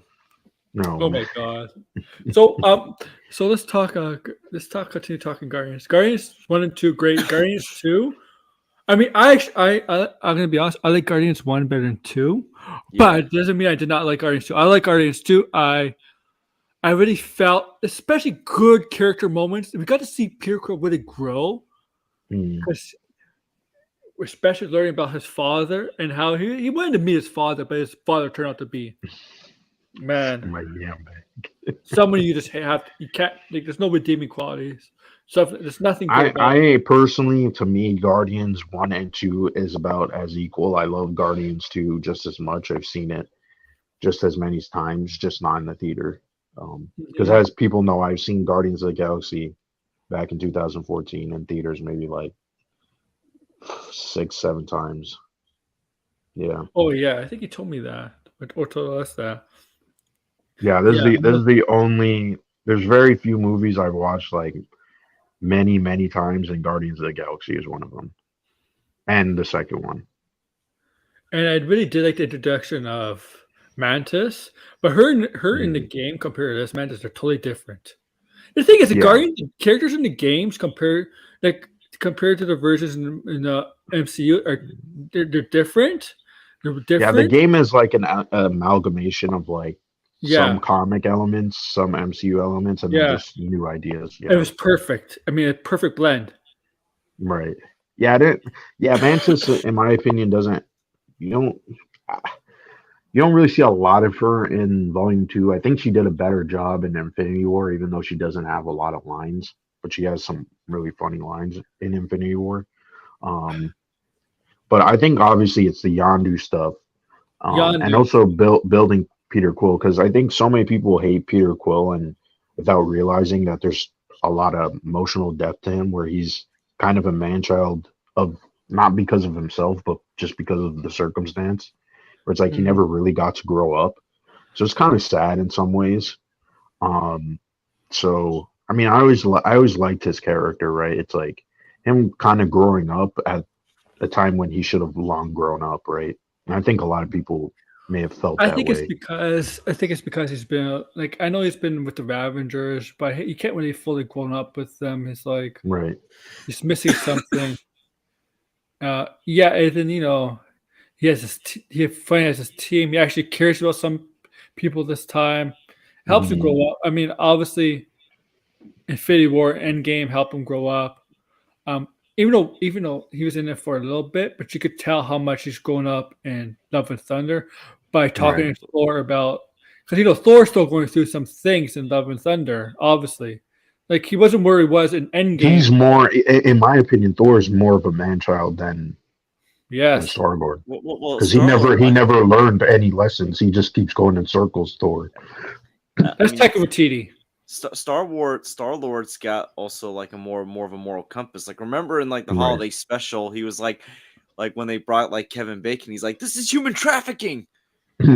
Yeah, like, this is like that's Taika Waititi's fault with Thor. Yeah, they didn't have any sort of interesting arcs with Thor. Well, meanwhile, Star-Lord is already a character that went through various different types of arcs. Where it's like he experienced a very similar thing with Thor. That's the difference between Gunn and Taika. They do a lot of similar stuff in terms of comedy, but Gunn is better at developing characters, relationships. Better storyteller. In the Marvel stuff, because Taika Waititi, if you check out his on Marvel stuff, he's actually pretty good. Well, I think the Russo brothers. I never liked Taika Waititi. That's my hot take. I feel like the Russos also played a role in what happened with Thor because they were the ones who directed Endgame. Mm-hmm. Right. Because like a lot of like Thor's like plot stems from Endgame and where he was in that film. Mm-hmm. Right. Yeah. Thor does have an interesting arc in Endgame, but afterward, it's like they don't know what to do. I think Big Lebowski Thor. I actually like that. That's pretty funny. Yeah, I did like that too. I had no problem with that. I think the thing is that like they kind of put it in a spot where, no one would probably know what to do with Thor afterwards because for a lot of people thought Endgame was the end game for at least the Phase 1 heroes. Right. No one I think was really expecting Thor to like continue after Endgame. He should have never continued. That's the thing. I think they thought, because Thor 2 was such a bust that they needed another movie, and in my opinion, they really didn't need it. Like, just that character should have got his. Remember, everybody thought Jane Foster's Thor was going to replace Chris Hemsworth's Thor. Right, and that's what people were afraid of. And I'm like, no, that's not going to happen. And I was right. Yeah, I think I think Thor: Love and Thunder should have just been something else. Mm-hmm. Because everybody thought Chris Hemsworth's last film was going to be Love and Thunder, and Jane Foster is going to take the role of Lady Thor, or Mighty Thor, be the Thor going on in the future. I'm like, nope, they're going to kill her off. I'm telling you, Degrassi's right though. Like the MCU directors, and since we are talking about Guardians, I think this is relevant. There's James Gunn. I think there's very few directors where Marvel recognizes just how influential their style was, and they just decide to copy it. And James Gunn, I feel like over the years, the more we get away from the first Avengers movie, they just really just straight up copy James Gunn on like every single thing, like his jokes, the music, the whole like serious moment undercut with the joke. That's all James Gunn. And so it's like the fact that they're going to continue with that style, and he's off making his own. He's making the competitors' movies. That's the one thing that kind of bugs me. Is like I kind of hope he changes his style, like changes it around, because Marvel just straight up ripped off his whole stick. Yeah. Well, I think you'll see him probably change things up when he directs Superman, because Superman's a lot different than Guardians of the Galaxy. But I don't. But I want Superman to still have a sense of humor, right? I'm saying characters can still have sense, but a different type of humor. But it has to be seriousness in it. It has to be like Peacemaker. That's the problem. I'm not. The people that I think this is not the show's not for me, and they're based off one clip. The thing is like people like if you watch like not just like Gunn's like DC work that he's done so far, but also like his Guardians movies, he touches upon serious stuff. Like he does humor, but he does touch upon serious stuff. That's why like it drives me crazy when people are like, I don't trust James Gunn. It's like James Gunn strikes the perfect tone that I think you need for a comic book movie. I'll tell you this, the Christmas special, yes, it was comedy, funny, meant to be comedy, funny, meant to be fun. But there was a lot of themes around that and what Christmas is about. Right. Yeah, James Gunn. I think if James Gunn leans in more of the direction of the character building, Which, like Yeah. I said, I don't think Marvel is known for their character building. It's Guardians, Iron Man, and Captain America are really the characters I'd say have the most character building, and everybody else is kind of like middling. They didn't really do much building with those characters, which I think is Hawkeye didn't do unfortunate. anything. He just had a family all of a sudden. No, I think there's the DC characters, in my opinion, need to have like extremely like from movie to Well, movie, they are almost growing. Like you actually believe that they're the only real. difference is they're going to be ready to be. They're not going to have origins. They're ready to be like some. They're ready to be in costume, fighting crime. Mm, That's the plan already, right? That's what they're planning to do with the DC. You're not going to have like another Batman origin story or another Superman origin story, whatever. They're ready right. to be like in. They're ready basically to be crime fighting for a few years. Because let's be honest, we don't really need another Batman origin story. I mean, we used to do. No, We don't need another Superman one. Everybody knows no. Superman's origin. Like And maybe any for some character that DC is somewhat known, yeah, I say just skip it. yeah. Yeah, I would even think, say, like even for Green Lantern, I think they're gonna probably do Depends on Green somewhat Lantern. of a mix. Yeah. Yeah, they could do a mix. If it's true, John Stewart and Hal Jordan and the Ready Green Lanterns, I don't know how they could do like what would they do? Because apparently they're ready to be like Green Lanterns at the time, right? But Right. do you still want to do origin stories for them? I mean, Wonder Woman already. I mean, well, that was the Mm, best decision that they made yeah. with Spider-Man in the MCU. They didn't give him an origin story because we've seen it twice. right. Oh, We got And into look a how that Spider-Man. failed them. Whedon. Oh my God. That failed them, in my opinion, Degrassi. That's what failed them. And uh, they need. I don't think this is ever going to happen. Their workshop. I mean, The way that Marvel Studios runs. I don't think it can I think you know what? completely change. You know what it is? Gunn must be one of the few directors directing Marvel that actually read the comics, read the comics, and knows what the Right. comics are. I mean, Compared like, to the other directors. if you hear how he talked when he announced his slate, he was like saying like we're going to use these comics as our inspiration. Right. It was a And you don't hear, pitch. He and you definitely don't hear sold it as a Taika pitch. Waititi. You don't hear Taika Waititi say that. Like oh yeah, he is Gore, the God Butcher, and the God Butcher butchers gods. He's like, yeah, he probably never read the graphic novel or whatever. Well, I think some of these. I just think it just shows. I'm not. Yeah. It's just like you could tell that they don't care so much about the character. It's just like they're there to write the dialogue. I think and direct the actors and. I think some actors, some actresses don't understand their characters either.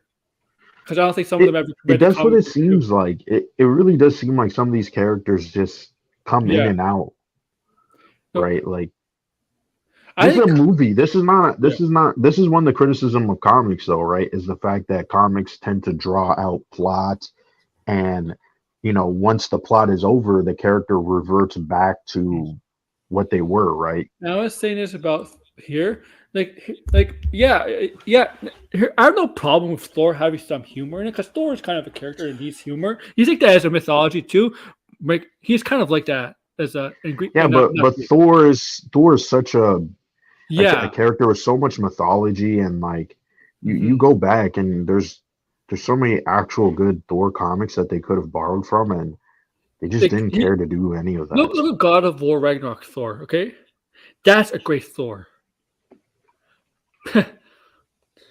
Thor could be both. He could be very serious and comedic, like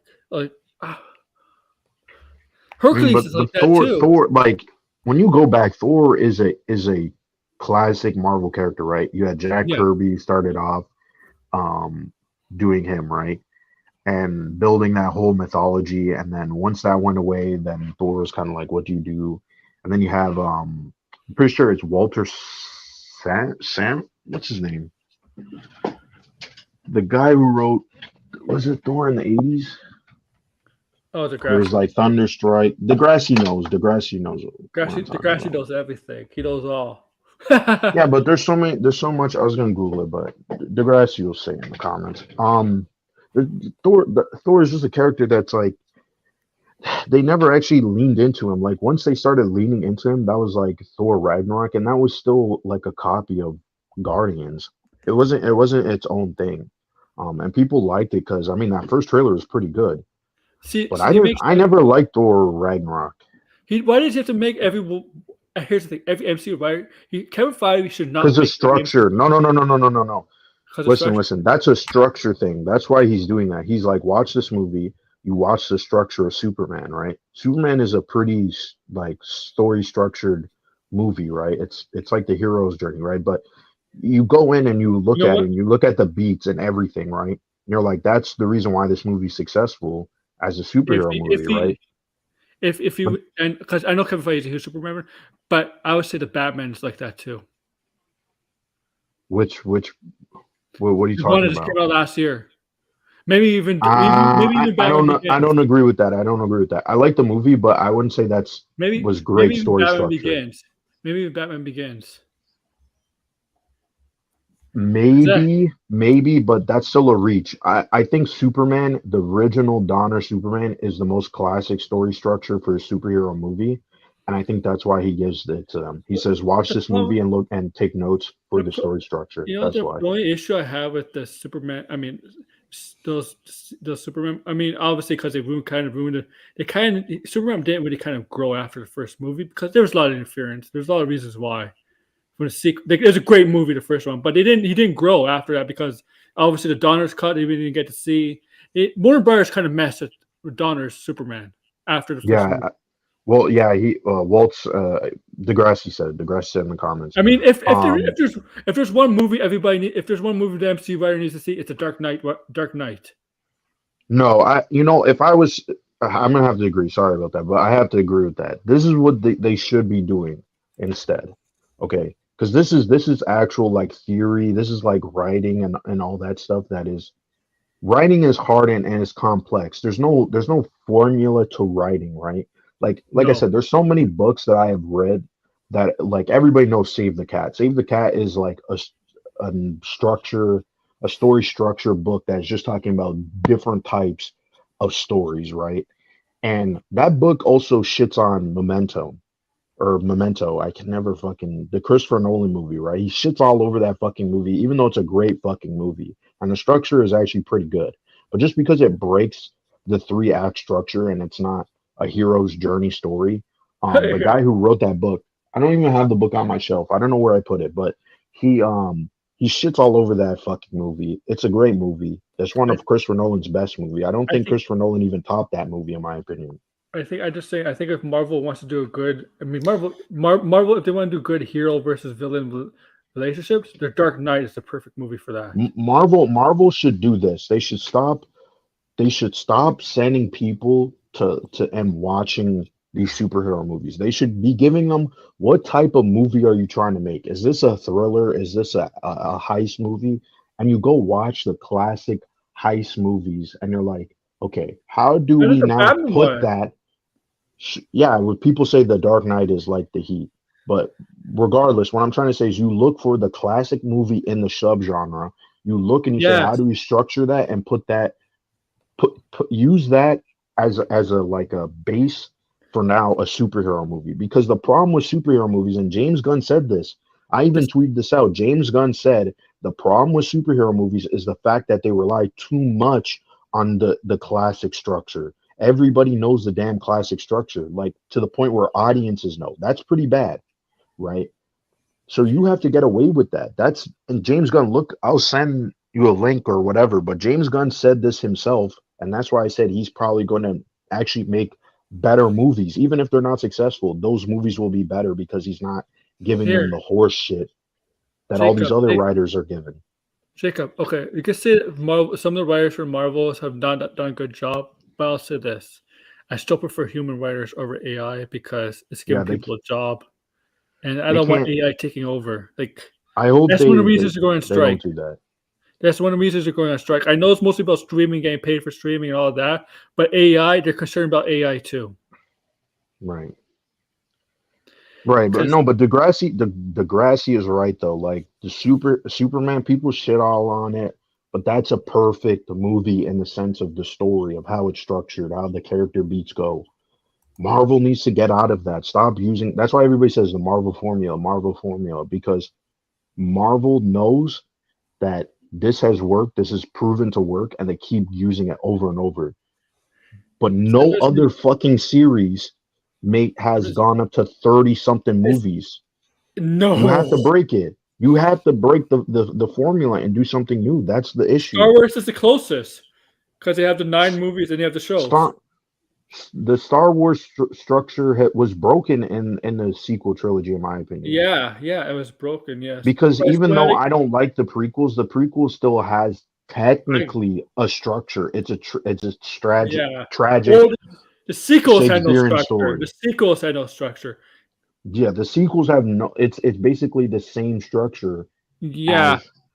As the first movie, which isn't compelling. I'm sorry, that's not interesting. Force Awakens had structure, but the last 2 movies had no structure. It's all over the place. In my opinion, if the sequel structure should have been amalgamation of the tragedy and the hero's journey. That's what it should have been. It should have been, and that's why I keep saying, like, this is a hot take, but I didn't personally hate The Last Jedi. I just hated the ending of the movie, because the ending of the movie wraps up everything way too tightly, where you're like, that doesn't make sense for a second act movie.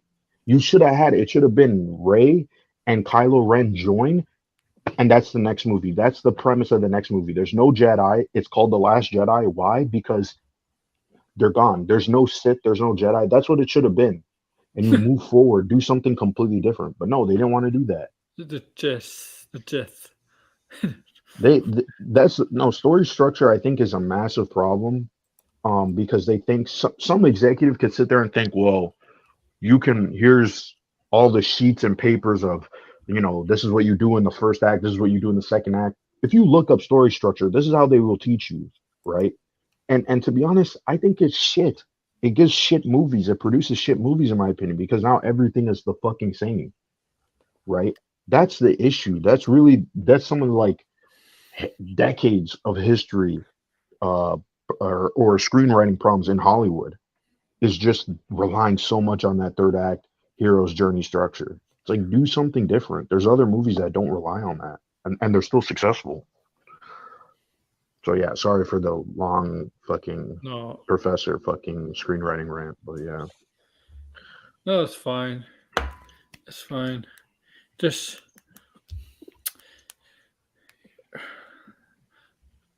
I was gonna check. I'm sorry. So, what did Grace Randolph do?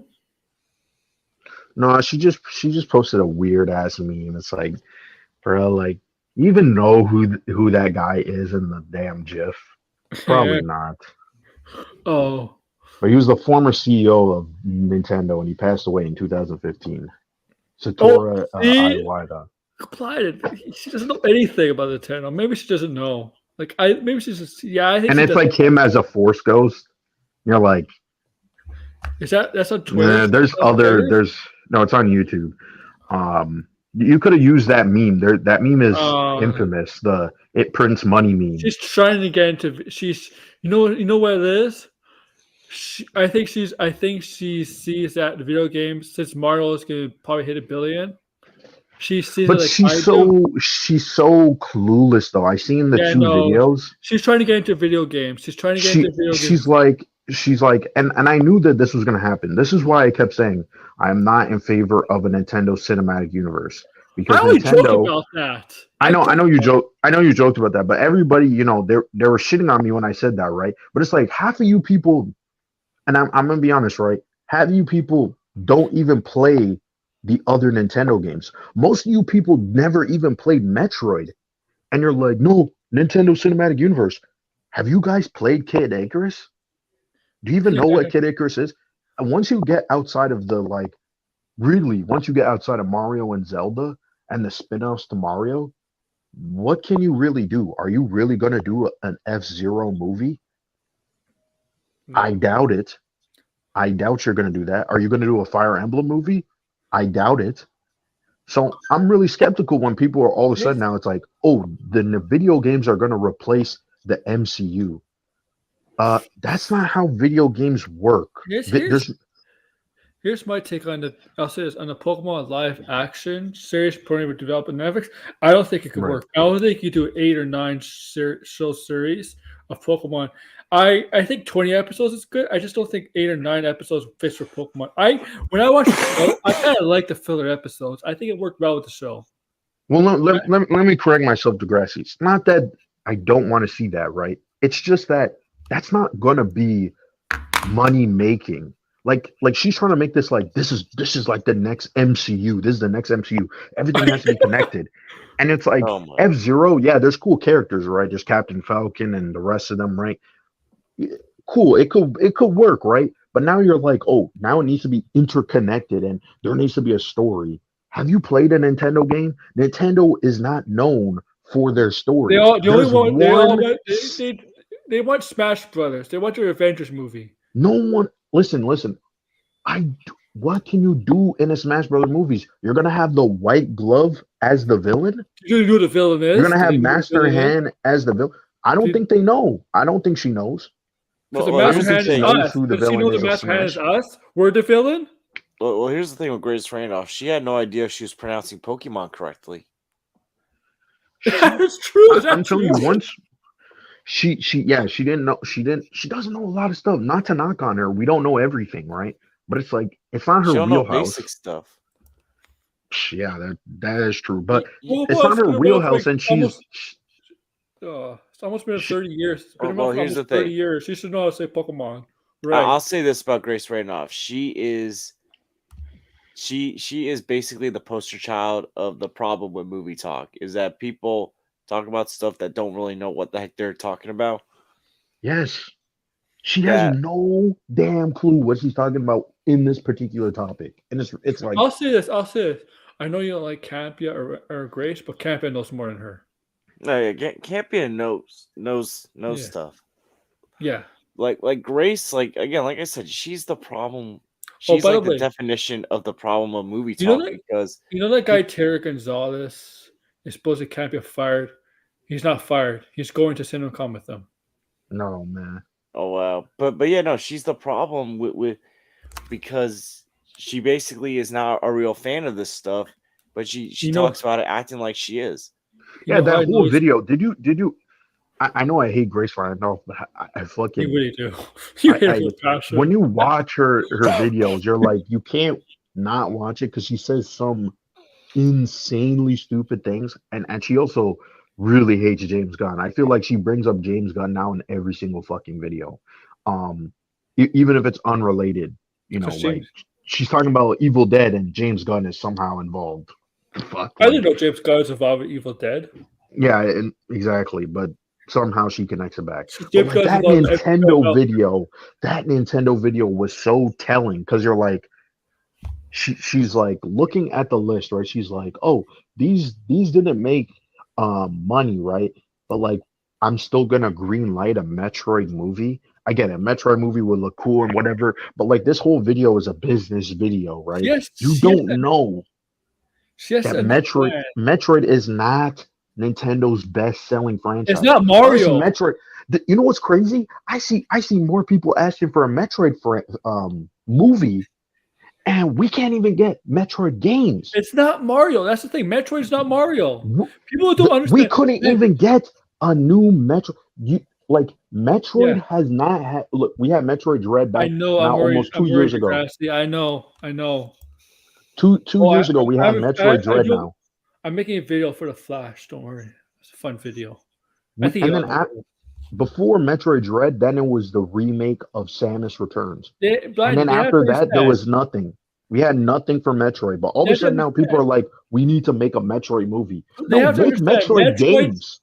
Metroid is not Mario. Make Metroid games. Don't make a movie and then let it flop, and then they go, "Damn, now we can't make any more Metroid games." It works with Mario. It does not work with Metroid. It works with Mario. It's not going to work with most of their franchise. Most of their franchises, I could see a Splatoon, Animal Crossing movie. Donkey Kong, Luigi's Mansion. Yeah, sure. Zelda, sure.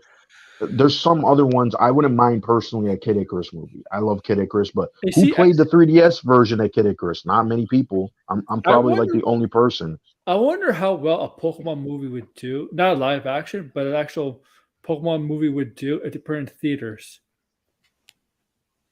Well, they did. I wonder how well they did in '99 because I remember that. I don't think a Pokemon movie. If Detective Pikachu, Not Detective Pikachu. Well, Detective Pikachu didn't do well. Like it did okay. It would, but I think it could have done better.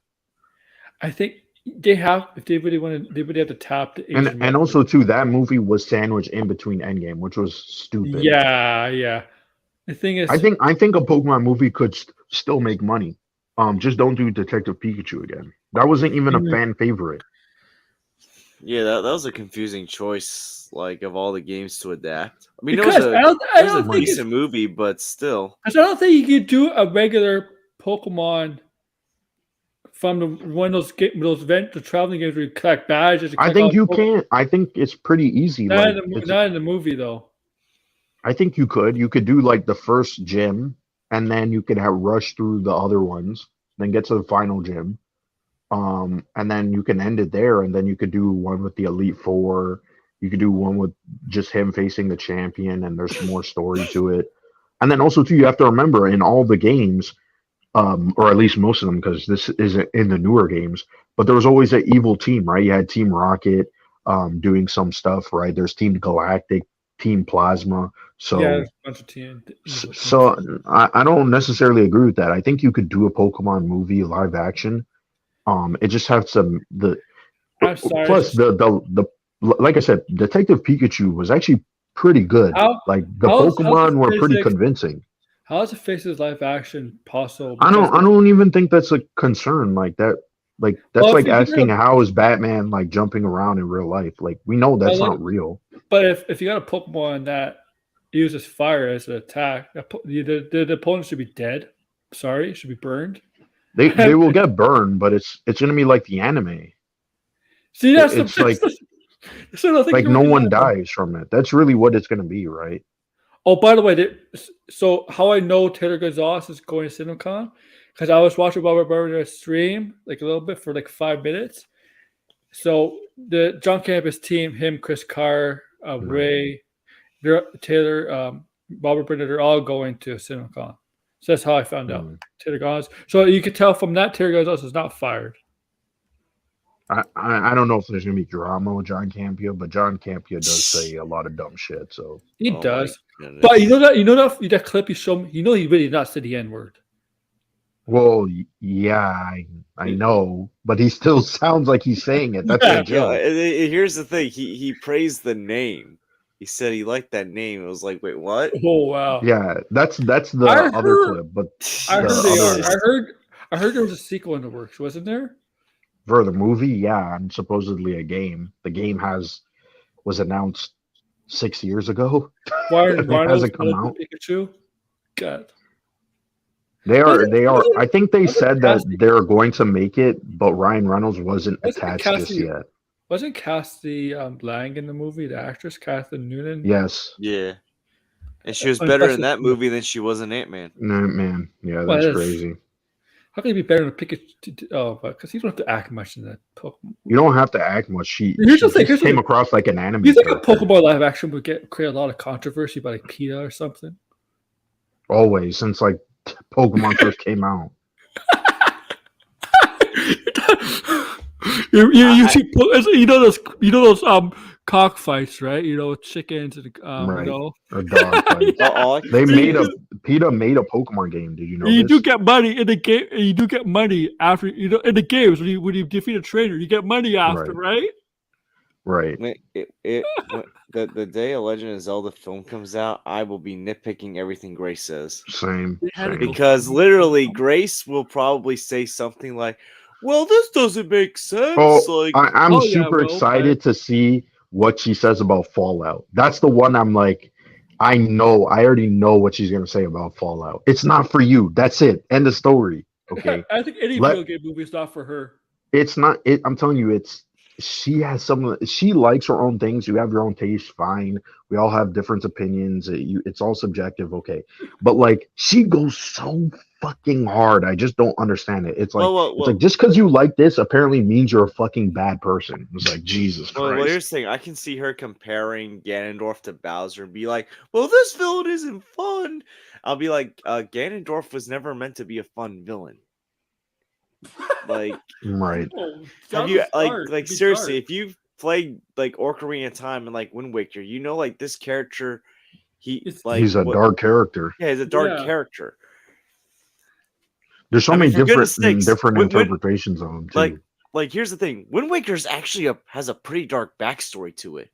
Yeah, they flooded Hyrule just to get rid of Ganondorf. Yeah, and he was bored in that game. Once you get to him, he was like, I had enough of this shit. It was like, God fucking damn. Like Ganondorf is like they actually like made Ganondorf like more interesting in Wind Waker because he talks about how like his people were mistreated and all that.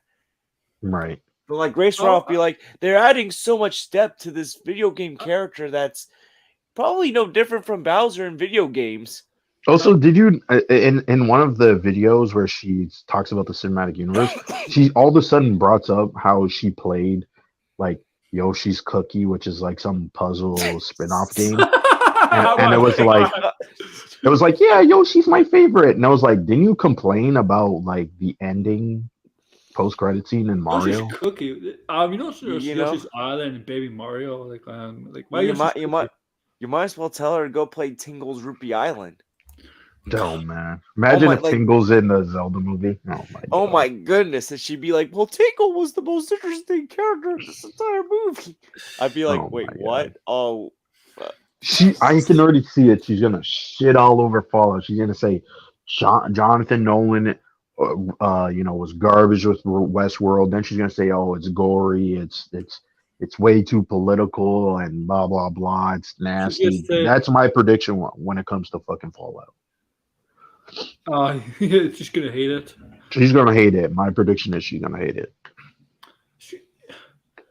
Even if it's good, she's gonna hate it. When is that movie? When's that show coming out? Like, what the hell? I don't know. I think they have a lot of VFX to do.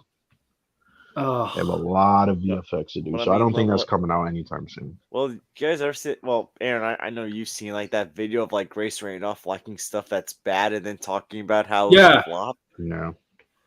Like, well, yeah. Remember, the rule is if Grace Randolph likes it, do the opposite. I mean, like she liked Morbius. Wonder Woman 1984 brought her to tears. Yeah. She said that. Imagine defending Morbius. Oh my god! Oh, literally, she got so upset. Stop bullying this movie. How do you bully she had a to, movie? Like Morbius had feelings. Like, how do you bully a movie?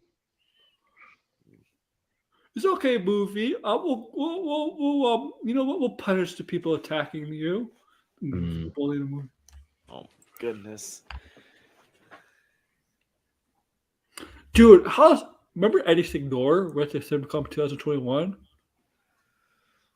I think so. Corner? Was it when they were in the hotel room? Yeah, live streaming. Yeah, I remember that. All that. Signor, I think was like, I don't know. I think he was married to his second wife or another girl, or he was with a relationship. No, it was like his girlfriend or fiance or something. And he was there, and they had like a bunch of strippers or whatever. Yeah, and Jody's corner was harassing one of the strippers. Yeah. Oh my goodness, Jody. That clip is hilarious. I have to go find it now. Is it true Jody and Signor had a falling out? Did they? I don't know. I don't think so. I thought I read it somewhere.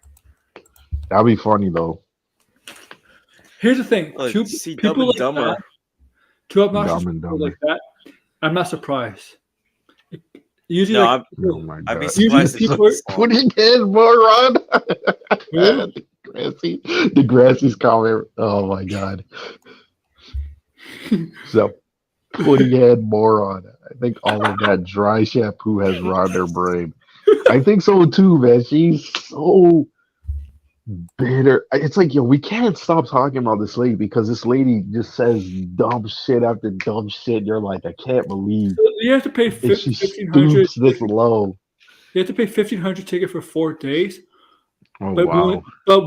you know what? I'm willing to wait. I'm willing to wait for 2 months to see the Flash and pay like $10. Oh, I'm Jeez. sorry. And same with Indiana Jones. I'm sorry. Like, I'm sorry. About Campia, man. You know, Right. He's gonna buy everybody, then say like, "Oh, I gotta let you go now. I can't afford you." No, I'm just. sponsored Oh by my goodness. sponsored by the John Campia Show. That's what Robert Burnett says now. I'll Yeah, never because he's forget. sponsored. I'll never forget the time like Campia was talking about Revenge of the Fallen, Oh. and his eyes, like the face he George, made when you see the group chat? Well, before like earlier in the stream, talking about crotch. Oh yeah, like Oh, apparently yeah. somebody was talking about the crotch on No. Blue Beetle. I'm not gonna mention their name. No. Oh Yeah, my find it. Oh my god. I caught. Yeah. I mean, what the, why? So if you think Why? about it, I mean, remember the most infamous line John Campia ever said? If you look at Tobey Maguire's dick. Oh my Oh my god. Like, Now we're analyzing Blue Beetle's cock. what? Oh, he's a freaking teenager. Is it I mean, a the teenager actor in the movie? Well, I mean, I know the actor's 21, but he's playing a kid. Yeah. Like, Right. Yo. Oh my god. Is Blue? Do you even think Blue Beetle will be good? I think I'm in. I have a hot take. You I don't don't know think if I don't I think think that it's- movie's gonna be good.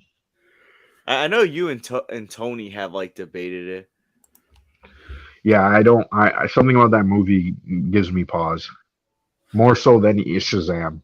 it's because Batman's a fascist line. That's the reason why.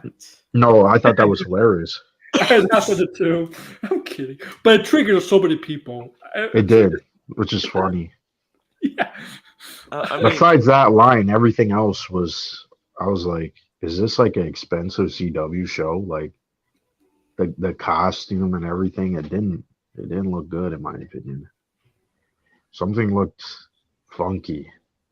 I can't put my finger on it. Everybody's gonna hate me now because I said that. well, the thing is, I feel like with Blue Beetle, I mean, as long as you like, obviously, the other movies that have come out this year, like I don't think anyone's I think everyone's expecting the top 3 comic book movies of the year to be in no particular order: Spider-Verse, Guardians, and Flash. Right. So basically, like as long as like, I mean, Blue Beetle can easily be like the 4th best film if those 3 live up to expectations. By default. Because let's look at the other movies that are coming out this year. Kraven the Hunter is going to be garbage. I forgot that movie's coming out. Yeah, exactly. I mean, Quantumanium, like Quantumania, Shazam 2, Aquaman, I think is gonna be garbage.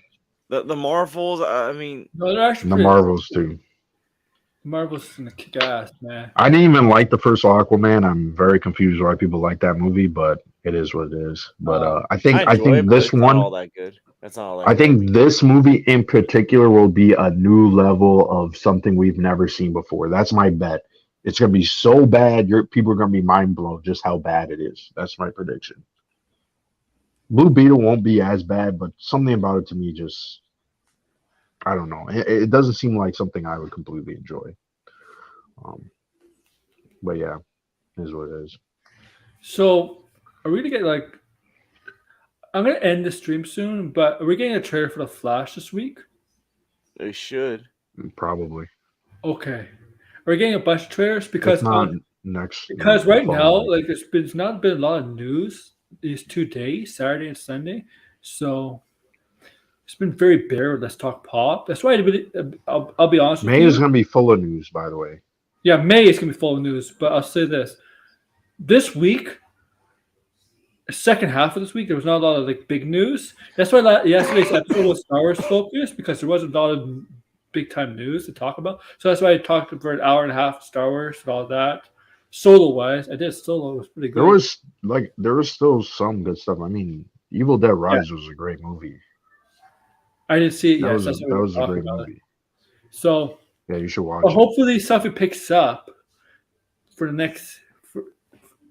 I'm hoping CinemaCon stuff like that. That's what I'm betting on. Probably. That's why it's probably been quiet. Yeah, because a lot of the news has been coming out as mostly box office news. It's not like next month though. Yeah, next month in June. Those 2 months. Those 2 months. Yeah, June. There's gonna be, but May PlayStation is probably gonna have a showcase, unless they delay it. They always like to freaking delay it, but May is supposed to be the showcase as of right now. And they're gonna show Spider-Man. They're gonna show off Mortal Kombat 12. They're gonna show off a lot of big games. So there's gonna be something interesting. So maybe when they drop the trailers out, so Sim comes from the 24th to the 27th, right? So that's tomorrow to Thursday. Yeah, okay. So we'll see when my next Talk Pop episode. I mean, if it's usually I do it on Wednesdays, right? That's like an actual date, but it may change. There may be a couple more than the typical week, maybe 2 or 3 during the weekdays this week, and obviously Saturday. Saturday, obviously, is gonna be no spoiler review stream because there's nothing to talk. There's no Mandalorian, but the Saturday after or Saturday or Sunday after, because I think I think Blinded. I think you said you're seeing Guardians the Saturday night in 2 weeks. Yeah, I'm seeing it Saturday night. I'm going to see it in IMAX. Okay, so maybe I'll move it to Sunday the next day at night, but you're doing your stream on Sundays. We'll find a way. Okay. What time are you seeing on Saturday? Just curious. Like in the evening, like 8 o'clock. 8 o'clock? It's 2 hours and 27 minutes. It's like the longest Marvel movie since Black Panther. If you want to do like a midnight one on Saturday. That's the problem. I don't want to do midnight streams. I might be too tired. Yeah, it might be late for some people. But yeah, I'm watching it in the evening. Yeah, new Flash Twitter is Tuesday. So most likely we'll have a Let's Talk Pop stream during Tuesday. Mm-hmm. Or because Tuesday, maybe Tuesday and Wednesday. Go for both days. Possibly both days. Right. Okay. And maybe Tuesday will definitely be a special episode because it's not my regular scheduled Let's Talk Pop days. So my regular schedule is either a special episode or late in the description. Okay. Well, hopefully there's news this week. I mean, yeah, I'm thinking there is. But yeah, so George, plug your stuff. I know you're planning to talk about Zelda when you're feeling better. Yeah, I do plan on doing some Nintendo theme streams, maybe one on ideas for a Mario sequel and one on Legend of Zelda games before Tears of the Kingdom comes out. I recently did a review for Transformers Revenge of the Fallen and talking about why that movie was bad. So go check that out if you haven't already. I'm going to put my channel in the thing. Mm-hmm. Blind, I noticed you had no stream today. Yeah, I wasn't going to do a stream this week. I'm going to do one next week on the Evil Dead because I'm still watching the Ash versus the Evil Dead, which I did like the first season. Say it again? Oh, the show, yeah. The show, yeah. So I watched the first season when it first came out, but I never saw season 2 and 3. So I'm gonna watch that and talk about all of it. Yeah, I love Evil Dead. So, there's really nothing bad Evil Dead related. So I'm just gonna talk about it. I'm trying to figure out ways of keeping it interesting since I like all of it. So yeah, check that out if you like the Evil Dead. All right, thank you, Blinded. Okay, just check one.